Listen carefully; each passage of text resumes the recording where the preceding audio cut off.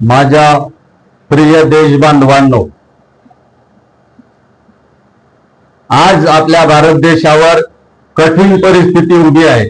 अशा वेळी आपण फक्त प्रेक्षक बनून चालणार नाही, तर देशासाठी योगदान देणारा प्रत्येक नागरिक बनायला हवे।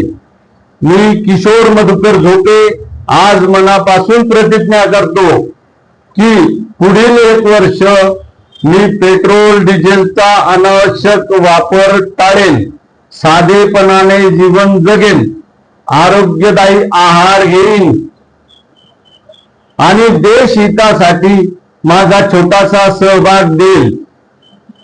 देश बदलायचा असेल तर सुरुवात स्वतःपासून करावी लागते। लक्षात घ्या मित्रो, आपली छोटी बचत आणि शिस्तच उद्याचा मजबूत भारत घडवेल। चला, संकटावर मात करण्यासाठी आपण सर्व भारतीय एकत्र उभे राहूया। भारत माता की जय। जय हिंद, जय महाराष्ट्र। धन्यवाद।